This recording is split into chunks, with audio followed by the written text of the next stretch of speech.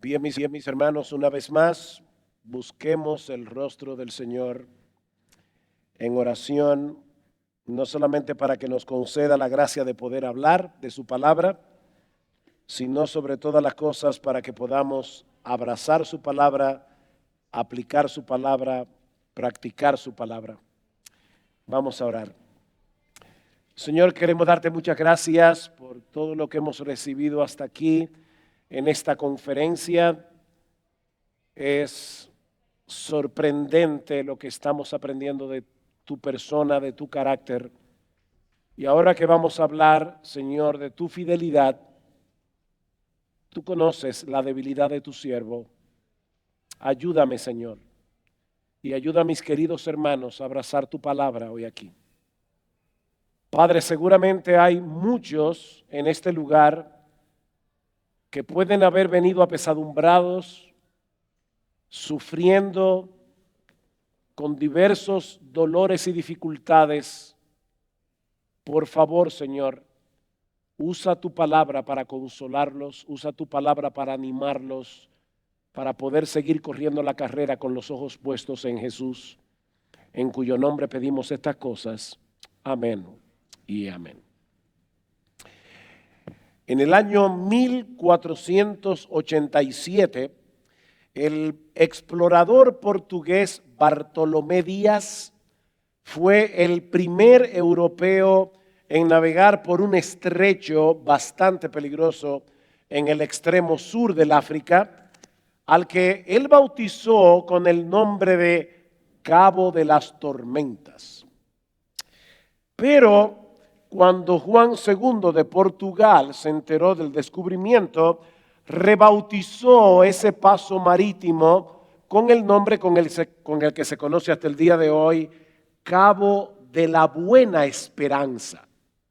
Porque Juan II de Portugal pensaba que ese podría ser un paso que los llevara hacia las Indias. De paso, 10 años más tarde, el explorador Vasco de Gama demostró que Juan II de Portugal tenía razón.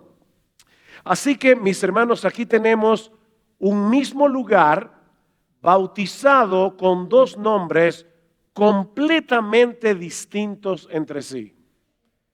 El Cabo de las Tormentas, el Cabo de la Buena Esperanza. Y alguien ha dicho que sin quererlo, Juan II de Portugal nos proveyó una buena ilustración para la vida cristiana, porque el primer nombre refleja las dificultades del viaje. El segundo nombre refleja la esperanza del destino. Y esa es precisamente la lección que aprendemos del pasaje que vamos a considerar en esta noche en Lamentaciones capítulo 3, un texto sumamente conocido. Les pido por favor que abran sus Biblias en el capítulo 3 del libro de Lamentaciones. Este libro, como probablemente muchos de ustedes saben, consiste en una serie de 5 poemas de lamento escritos muy probablemente por el profeta Jeremías luego de la destrucción de Jerusalén por manos de Nabucodonosor, el rey de Babilonia, en el año 586 antes de Cristo. Durante muchos años los israelitas estuvieron recibiendo la voz del Señor a través de sus profetas, pero ellos decidieron no prestar atención hasta que fue demasiado tarde. La devastación de Jerusalén y el cautiverio babilónico fue uno de los episodios más terribles de la nación de Israel durante el Antiguo Testamento. De hecho, yo no sé cuántos de ustedes alguna vez han visto la destrucción de la ciudad de Berlín o de la ciudad de Dresde después del bombardeo de los aliados en la Segunda Guerra Mundial. Si tú alguna vez has visto un cuadro de cómo quedó Berlín o cómo quedó Dresde, tú vas a tener una idea de lo que Jeremías, el profeta, estaba contemplando cuando escribió el libro de Lamentaciones. En los capítulos 1 y 2, Jeremías nos presenta el lamento desde la perspectiva del pueblo.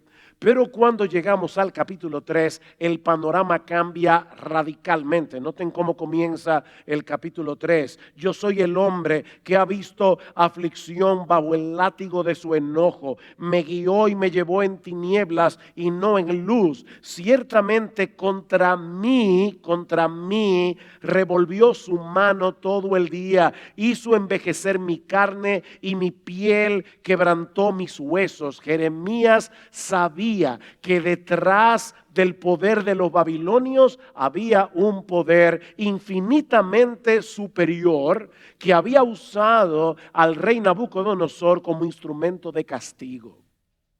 Era Dios el que al final de cuentas estaba disciplinando a Israel por su grosera idolatría.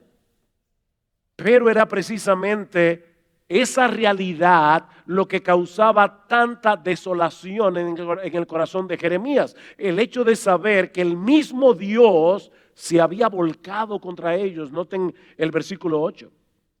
Aun cuando clamé y di voces, cerró los oídos a mi oración, cercó mis caminos con piedra labrada, torció mis senderos.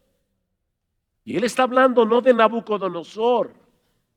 Él está hablando de Dios. Mis hermanos, Jeremías estaba navegando aquí por el cabo de las tormentas. Noten el versículo 16.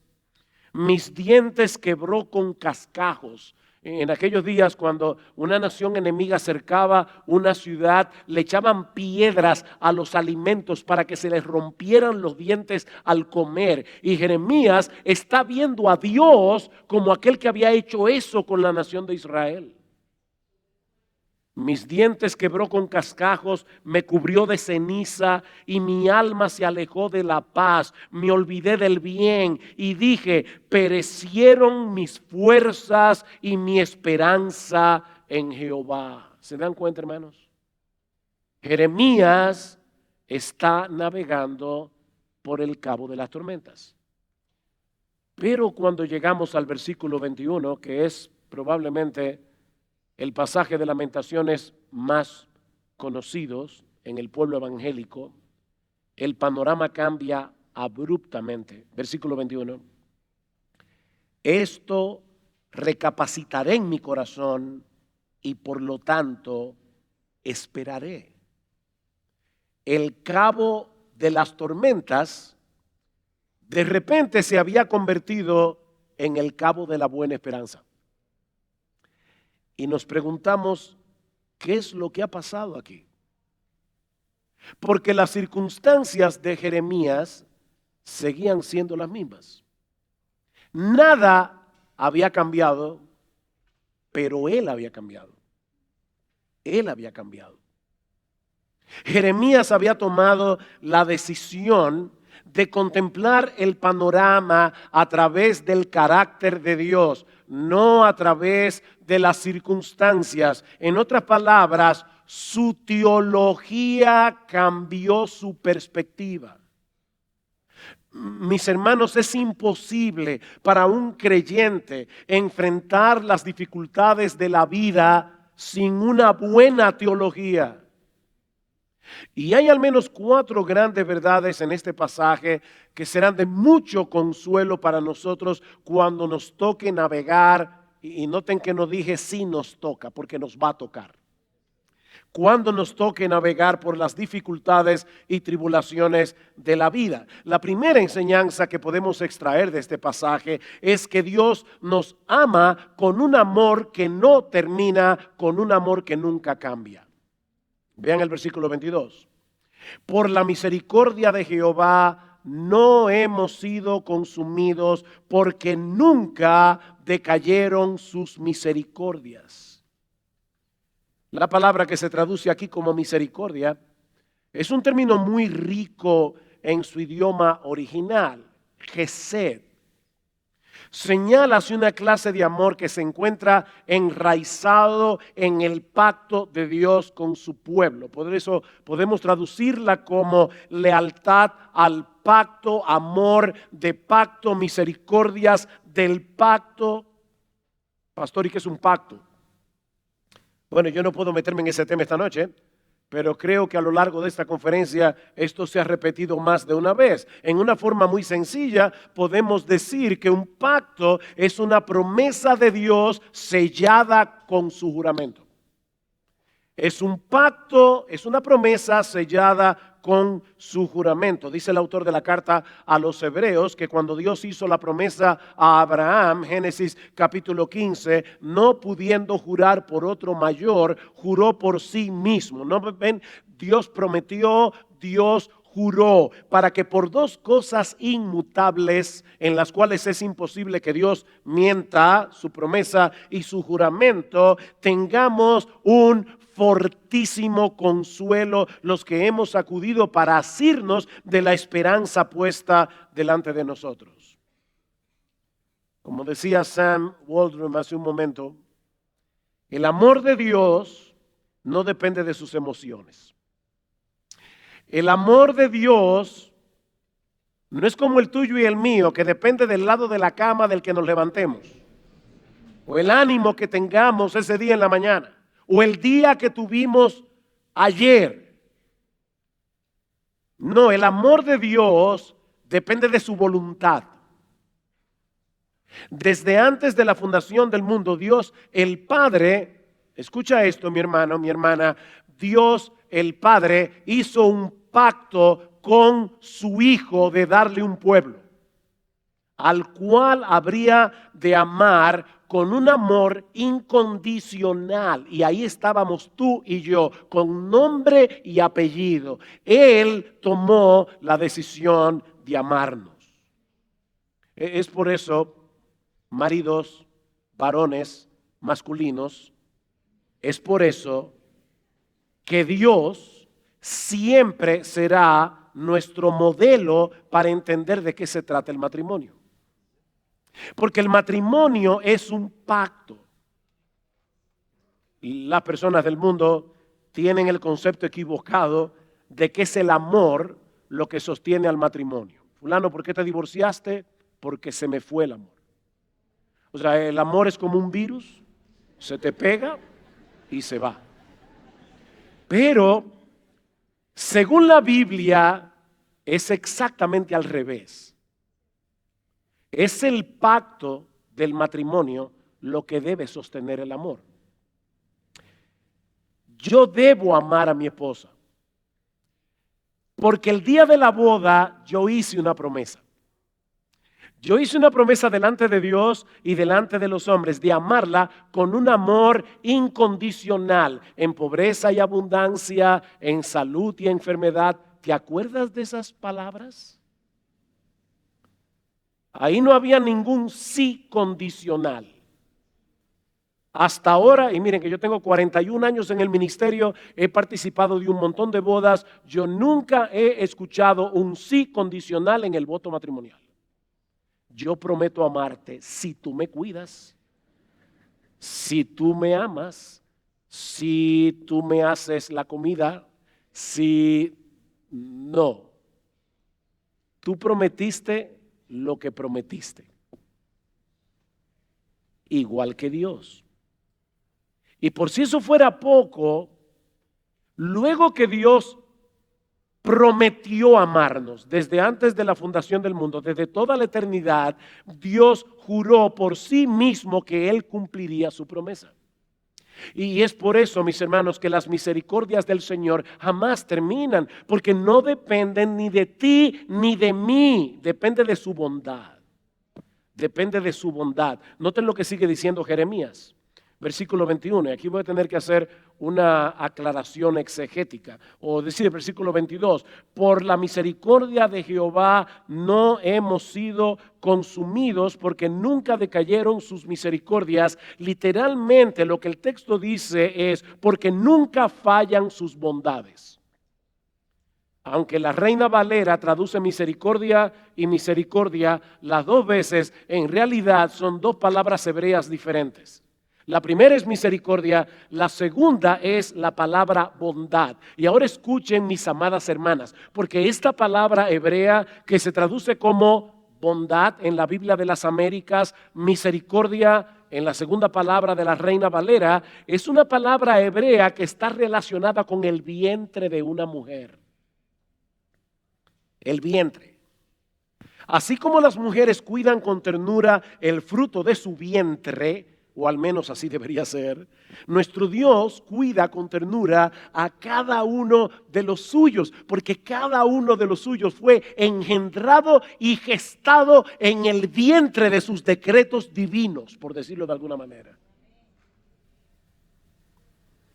Así que la primera palabra, misericordia, y la segunda palabra, bondad o bondades, resaltan dos aspectos distintos del amor de Dios que se complementan entre sí.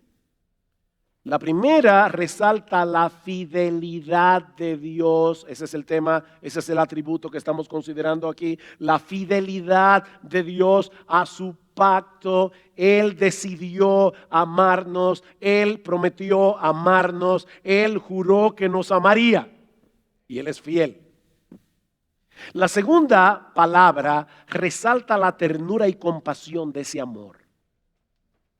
El amor de Dios es constante y es tierno a la vez. Constante y tierno.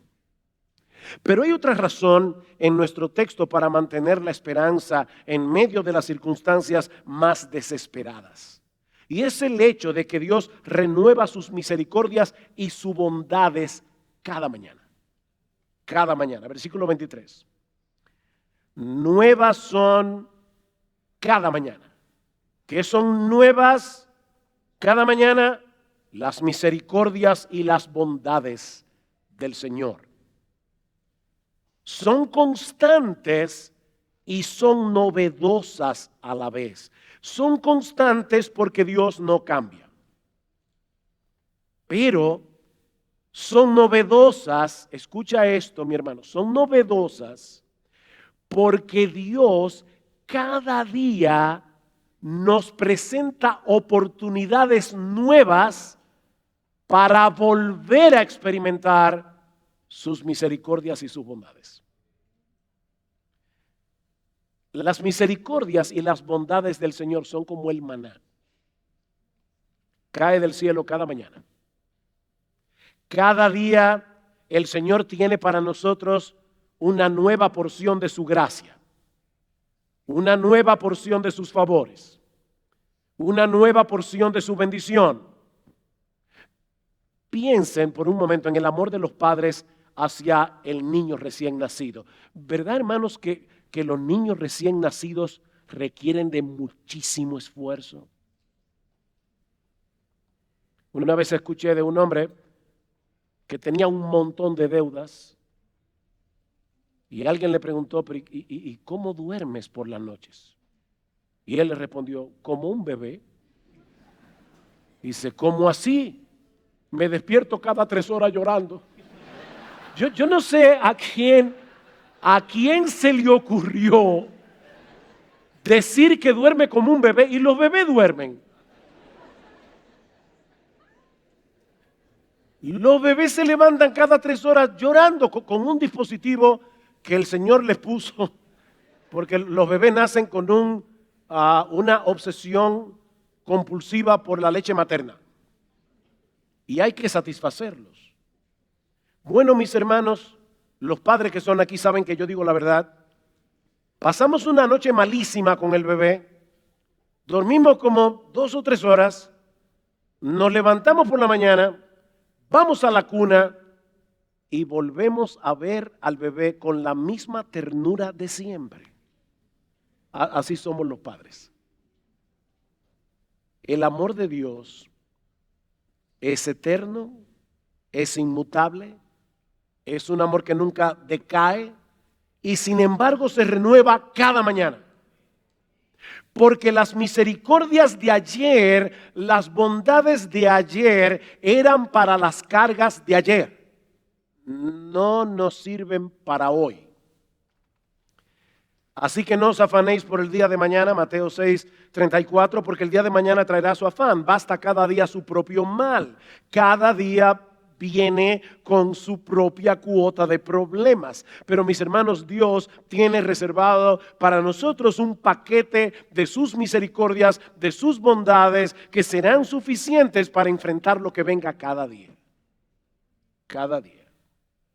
Así que mi hermano, mi hermana, te puedes levantar mañana con esta confianza, y pasado mañana, y traspasado mañana, y si estás vivo dentro de 10 años, y dentro de 15, y dentro de 20, y dentro de 50, porque no habrá un solo día en el que Dios deje de cumplir su promesa. Un solo día. Ninguno de nosotros aquí puede saber con certeza lo que va a suceder mañana.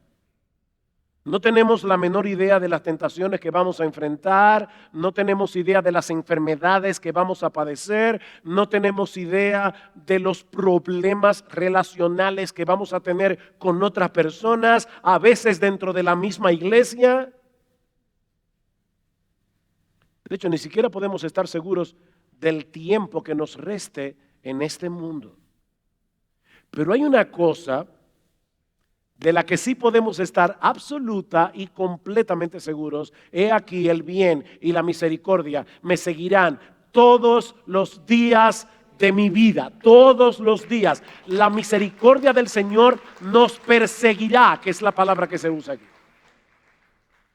Dios nos persigue para hacernos bien. Así que no hay ningún asomo de duda en lo que Lamentaciones está planteando aquí.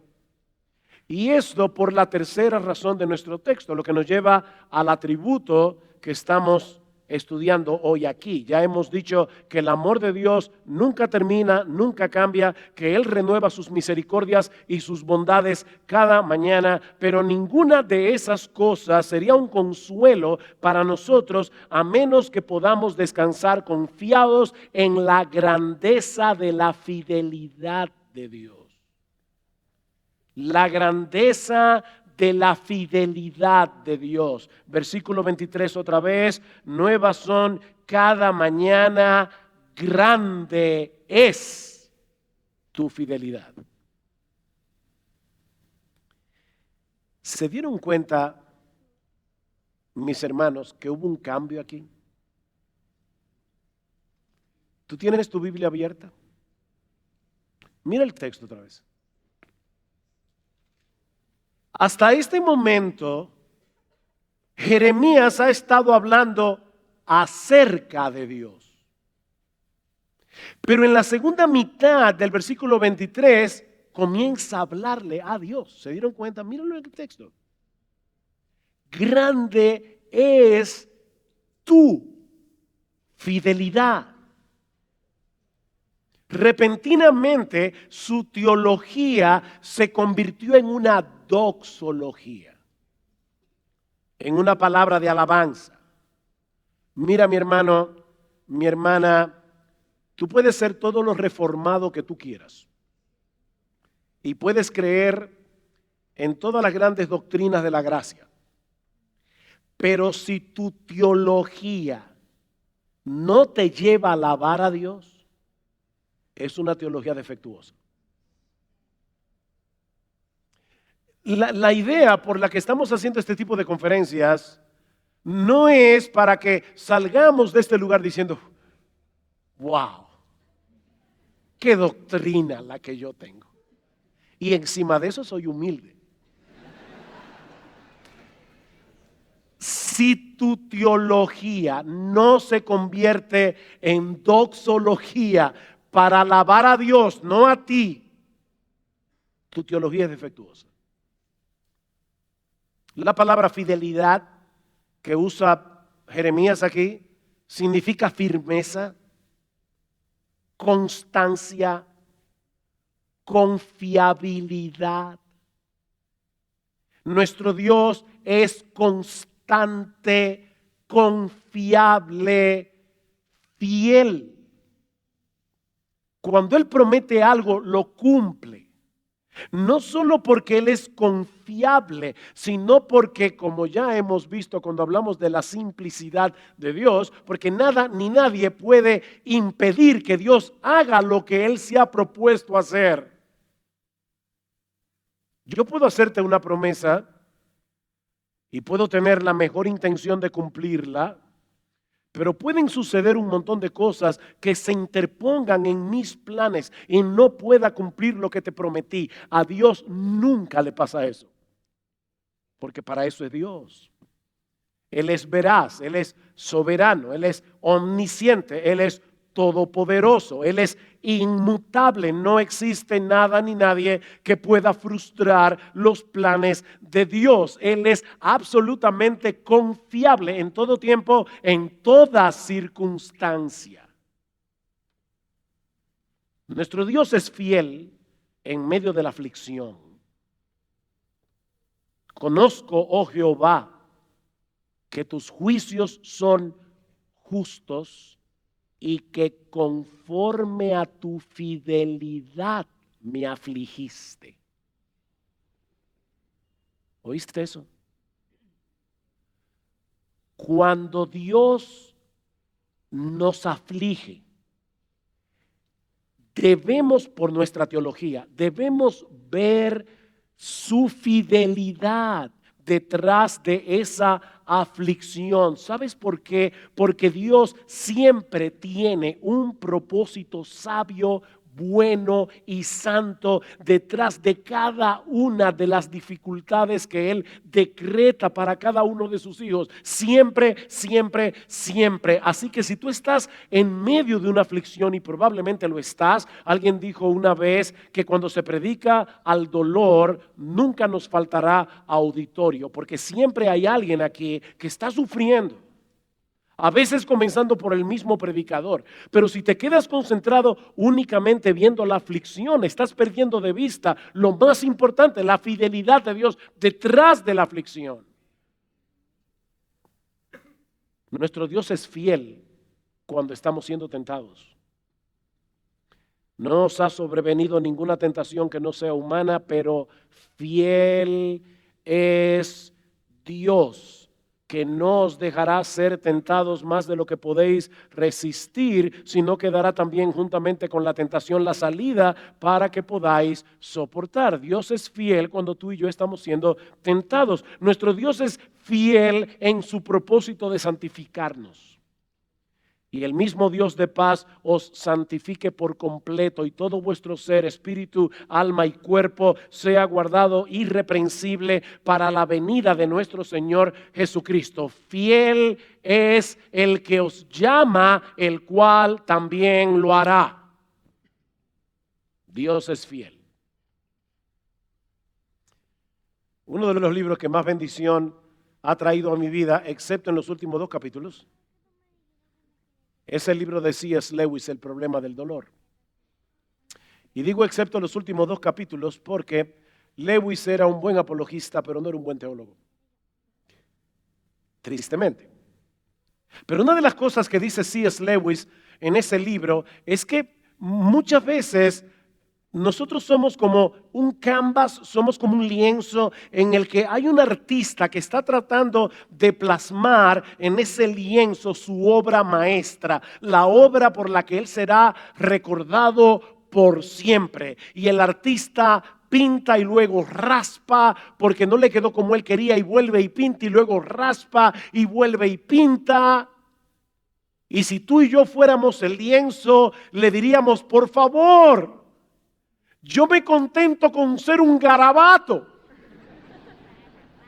Pero el artista es fiel y está empeñado en santificarnos para hacernos iguales a su Hijo. Y Él es fiel. Fiel es el que os llama, el cual también lo hará. Nuestro Dios es fiel en perdonar.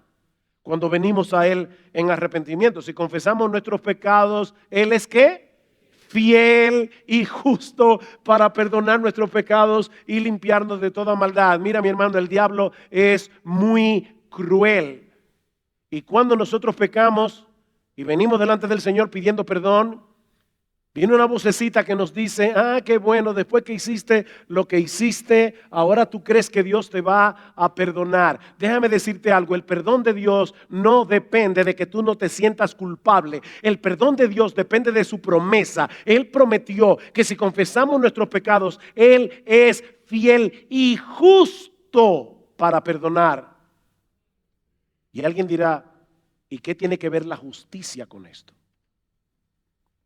Yo esperaría que el texto dijera, Él es fiel y bueno. Él es fiel y misericordioso. Él es fiel y compasivo. Pero eso no es lo que el texto dice. El texto dice, Él es fiel y justo. ¿Saben qué tiene que ver la justicia de Dios con el perdón de Dios? Que ya Jesucristo, nuestro Salvador, recibió el castigo que merecen todos tus pecados y los míos. Y como Dios es justo, Él no te va a castigar a ti ahora por el pecado que Él ya castigó a su Hijo en la cruz del Calvario. Él es fiel y justo para perdonar nuestros pecados. Así que si tú te arrepentiste y le pediste perdón al Señor, no te lleves de tu sentimiento, llévate de la promesa divina, porque Él es fiel y justo para perdonar nuestros pecados. Nuestro Dios es fiel, absolutamente fiel, siempre fiel. Cada palabra que sale de su boca se cumplirá, porque Él no es más o menos fiel. De hecho, nadie puede ser más o menos fiel. La fidelidad es una de esas cualidades que son absolutas. Mis hermanos, ¿cómo se les llama a los esposos que son fieles a sus esposas un 99%? Se les llama adúlteros. Nosotros no podemos relativizar. O tú eres fiel o no eres fiel. Y nuestro Dios es fiel. 100% fiel. Siempre fiel. Gloria al Señor. Amén, aleluya, gloria al Señor. Oye, mis hermanos, los gloria a Dios y los aleluyas no se lo ha robado ninguna denominación. Gloria al Señor. Él es fiel. Es imposible que Dios sea inconsistente, es imposible que Dios se contradiga en algo que Él ha dicho, porque Él no puede negarse a sí mismo. Dice Pablo en 1 Timoteo capítulo 2, versículos 13, el cielo y la tierra pasarán, pero mis palabras no pasarán. Y ahora yo te pregunto, ¿tú crees eso?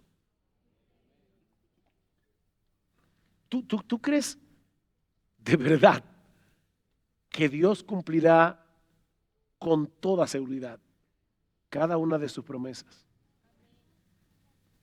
¿Tú crees de verdad? Aquí se puede decir amén, pero ¿tú crees que Dios será fiel en cumplir su promesa de que todas las cosas ayudan para bien de aquellos que lo aman? A los que conforme a su propósito son llamados, o que nuestro Dios suplirá todo lo que nos falta conforme a sus riquezas en gloria en Cristo Jesús. Filipenses 4:19. Si Dios no fuera fiel, no podríamos estar completamente seguros de su cuidado cuando tengamos que atravesar por las adversidades de la vida, pero nuestro Dios es fiel. ¿De qué sirve que Dios nos diga que nos ama con un amor que no termina, con un amor que nunca cambia, o que sus misericordias y sus bondades son nuevas cada mañana, si Él no fuera confiable? Pero podemos descansar confiados en esa verdad de las Escrituras porque Él es fiel. Y precisamente porque Dios es fiel, Él es todo lo que realmente necesitamos. Y esa es la cuarta enseñanza de nuestro texto. Vean el versículo 24. Mi porción es Jehová, dijo mi alma, por tanto en Él esperaré. Jeremías parece estar pensando aquí en lo que Dios dice acerca de los levitas en Números capítulo 18, versículo 20, cuando estaban repartiendo la tierra prometida, la tierra de Canaán, entre las tribus de Israel, dice Dios a los levitas: no tendrás heredad en su tierra, ni tendrás posesión entre ellos. Yo soy tu porción y tu herencia entre los hijos de Israel. Es como si Dios estuviera diciendo a los levitas: cuando lleguen a la tierra de Canaán, yo no voy a darles nada allí, porque yo seré vuestro todo. Yo seré vuestra porción. Así que la porción que les tocó a los levitas no solo era suficiente, era demasiado. ¿Oíste eso? No solo era suficiente, era demasiado. Es la misma idea que expresa David en el Salmo 16. El Señor es la porción de mi herencia y de mi copa. Tú sustentas mi suerte. Las cuerdas me cayeron en lugares deleitosos. Es como que estuviéramos dividiendo la heredad de cada uno de nosotros con una cuerda, y dice: bueno, esta es la porción que te toca a ti. Y dice David: las cuerdas me cayeron en Jehová, me cayeron en lugares deleitosos, y es hermosa la heredad que me ha tocado. Los babilonios podían destruir la ciudad de Jerusalén, podían destruir el templo, pero no podían quitarle a Jeremías su posición más valiosa: Dios mismo. Dios era su porción, y eso era más que suficiente. ¿Tú recuerdas las palabras de Asaf en el Salmo 73 cuando él percibió en su corazón el veneno de la envidia? Cuando comenzó a percibir la prosperidad de los impíos. ¿A quién tengo yo en los cielos sino a ti? Y fuera de ti nada deseo en la tierra. Mi corazón y mi carne desfallecen, mas la roca de mi corazón y mi porción es Dios para siempre. Es la misma idea de Jeremías: mi porción es Jehová, dijo mi alma, y por lo tanto en él esperaré. Esa es la porción que tú y yo tenemos en Cristo. Una porción gloriosa, una porción 1000 veces suficiente, infinitamente suficiente, y una porción que nadie nos puede quitar. El problema, si somos honestos, es que muchas veces perdemos de vista la realidad de que nuestro Dios es realmente todo lo que necesitamos. Y entonces empezamos a buscar otras cosas. Y Él se vale de las aflicciones, Él se vale del dolor, Él se vale de las dificultades para librarnos de nuestra idolatría y llevarnos de vuelta hacia Él. En otras palabras, Él nos quita un bien menor para llevarnos de la mano a un bien infinitamente mayor: Él mismo. Fue para hacer posible que disfrutáramos esa bendición que nuestro Señor Jesucristo derramó su sangre en la cruz, para que el Dios del cielo pudiera ser nuestra porción y nuestra herencia. Sí, Jerusalén fue destruida en los días del profeta Jeremías, pero no fue consumida, no fue aniquilada. ¿Sabes por qué?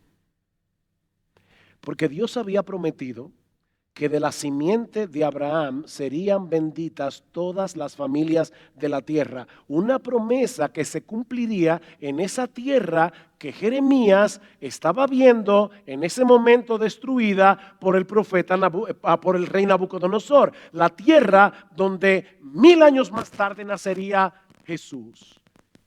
Así que Israel merecía ser exterminada, pero si Dios hubiera hecho eso, Él no habría... ¿Qué hago?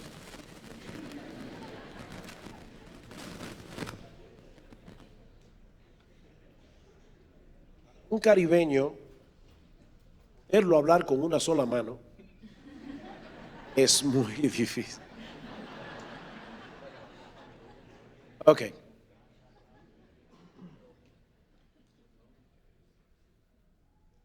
Mis hermanos, Israel merecía ser exterminada en los días de Jeremías.